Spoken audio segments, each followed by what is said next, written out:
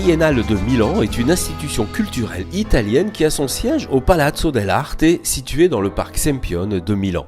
C'est dans ce lieu dédié au design et aux expositions internationales que Jacques Chalvin, le président d'Antiques Art & New, a convié la presse italienne pour une présentation de l'édition du mois d'août 2017.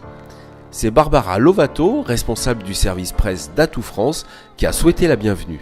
Buongiorno a tutti, benvenuti a questa conferenza stampa dedicata a una manifestazione molto importante che si svolgerà ad agosto sulla Sorgue. Frédéric Meyer a présenté la région et ses atouts. La Francia è nel 2016 la prima destinazione mondiale con 83 milioni di visitatori stranieri e la Provenza è una regione di grande attrattività, è molto conosciuta e molto visitata dalla clientela italiana. Essa fa parte della top 5 destinazioni in Francia. Puis, Daniela Damiani, chargée de la presse et du tourisme d'affaires de Vaucluse Attractivité, a parlé de l'île sur la Sorgue et des villes alentours. Oui, l'île sur la Sorgue est une petite ville extrêmement dynamique tout au long de l'année, en particulier le week-end. Les antiquaires sont ouverts le week-end. Molto dinamica e molto attiva durante il weekend quando gli antiquari sono stati. Il Vaucluse è Avignone. Avignone per gli italiani, Conosce? sì. E siamo donc a un'ora dall'aeroporto di Marsiglia. Abbiamo Avignone con il Palazzo dei Papi. Fa anche molte esposizioni e fiere dentro. Quest'anno c'è l'arte africana, la prima volta della Fondation Blanchet. Enfin, Jacques Chalvin a pris la parole pour présenter l'édition d'Antiques Art & New du mois d'août. C'est un grand honneur pour moi de venir vous présenter l'édition du mois d'août de Antiques Art & New, surtout à Milan, qui est la capitale mondiale du design et de l'objet. Nous sommes petits par rapport à Milan, mais nous sommes anciens. Ça fait la 103e édition, il y a 2 éditions par an de cet événement très populaire qui attire près de 100 000 personnes les week-ends de Pâques, avril et le week-end du 15 août. Alors c'est la première année que j'ai repris l'organisation de cet événement qui fait partie du patrimoine de une cité privée. Et la volonté, c'est d'accentuer l'internationalisation des visiteurs et des marchands. Alors c'est une toute petite ville de 15 000 habitants.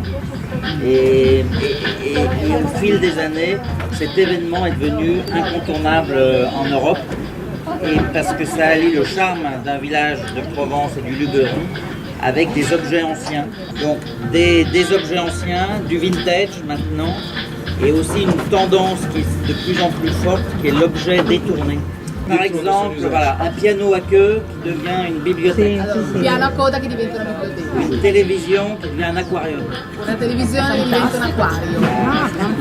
Et c'est des nouveaux axes de décoration.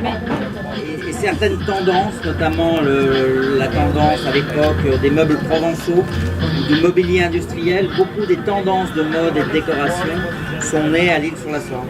Et puis aussi d'y ajouter quelques touches de modernité à travers des événements dans l'événement. Donc on a rajouté des conférences, on a rajouté des trophées, on va remettre des trophées de l'objet, ce qu'on appelle le trophée de l'objet, à des brocanteurs ou des antiquaires qui sont des passionnés. Quindi creare l'evento con delle conferenze, con un trofeo dell'oggetto che viene dato a dei brocanteur. Voilà. Également au mois d'août, il y aura des soirées, ce qu'on appelle les soirées du parc, puisque le cadre est très champêtre à l'île sur la Sorgue, certains connaissent.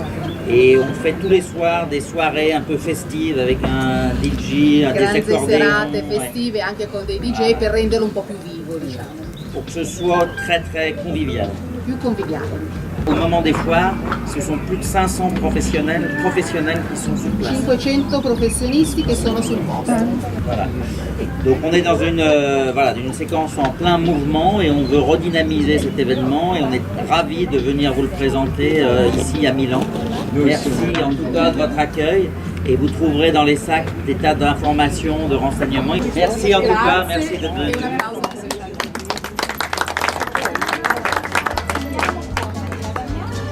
Très sollicité par la presse spécialisée italienne, Jacques Chalvin a ensuite répondu aux questions de chacun. Cette journée s'est terminée par un déjeuner qui a enthousiasmé nos amis italiens.